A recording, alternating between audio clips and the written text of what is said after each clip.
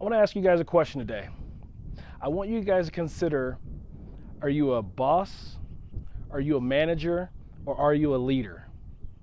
Now, many of you all are trying to figure out, Jason, what's the difference between a boss, a manager, and a leader? You guys know the type, a boss. You know the type. They are the do as I say, not as I do. They are the I demand and I command and you will follow my directions no matter what. They create and cultivate an environment, a culture that's explicitly built on the idea of compliance and nothing else. And folks, I'm not talking about OSHA type compliances, federal regulation compliance. I'm talking about just that idea of compliance. Do as I say. The boss, you know the type. And then the manager, you guys know the type. They're the type of person that they effectively, they try to manage by way of spreadsheets. They try to manage people by way of spreadsheets. And we know, folks, we cannot manage people like we manage spreadsheets. And then the leader, you know the type. The person that they create and they cultivate an environment, they create and they cultivate a culture that is built upon commitment, not compliance. The idea that they actually lead by example, that they lead from the front, the idea that they care about people, they take care of the people. They care just as much for the mission as they do for the people. A leader, you all know the type. Now I want you all to take a moment with me and I want you to consider for me for just one moment, go back in time with me, and some of you might go kicking and screaming, but I want you to go back to your first experience in the workplace, folks, and I want you to consider with me the first time you were in the workforce. Some of you, it might be a short time ago. Some of you, it might be a long time ago. And I want you to consider that first time you were in the workplace, folks, and I want you to consider the person that you worked for, the person that you worked with. Was that person a boss? Were they a manager? Or were they a leader? And I want you to consider why that person was a boss, a manager, or a leader.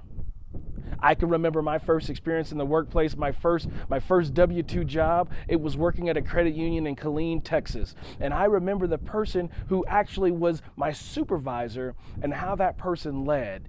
She led like a leader. She didn't come around demanding things. She made sure that we understood what the directions were. She understood that she knew what my goals were. She understood what my objectives were in the workplace and how I was going to get there, and and she understood what her role was to help me to achieve some of those goals.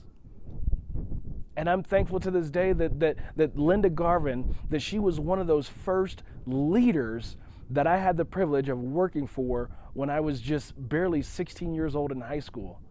And I'll always remember the experience of working with and working for her, and how she helped me to attain some of those goals by way of mentoring and guiding me with some of the simplest things. But for you, who was that person? Take a moment and think about why you think that person was a boss, why you think they were a manager, why you think they were a leader.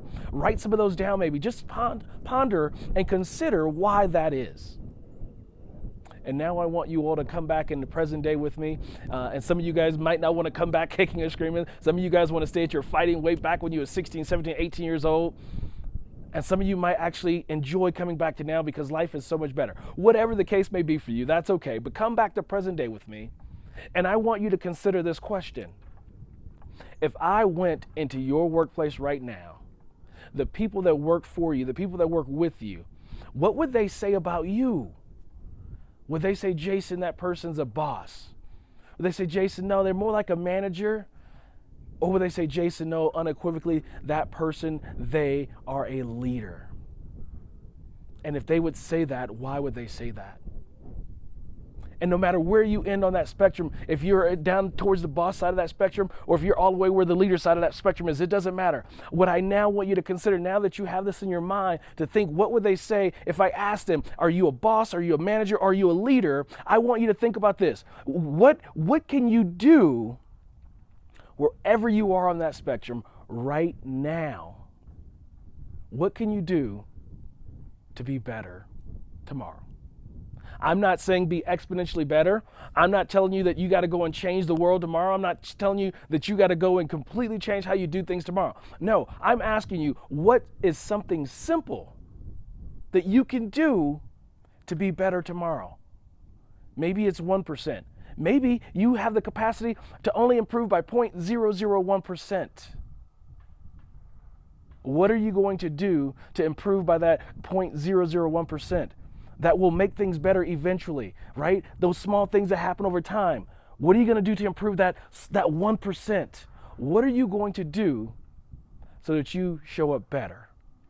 So that if you are not showing up as a leader like you want to, that you begin to show up as a leader like you should be, like you want to be. What are you going to do to be a better leader? What are you going to do to lead those people better each and every day? Because folks, people's lives are counting on us to show up as leaders every single day.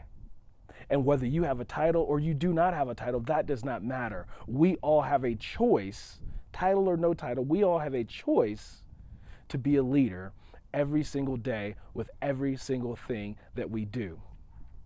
Remember, folks, trust the training, trust the process, and most importantly, always trust the people. And for you all right now, I want you to make certain that you put in the work to make certain that you can trust yourself to be the leader that people need you to be every single day.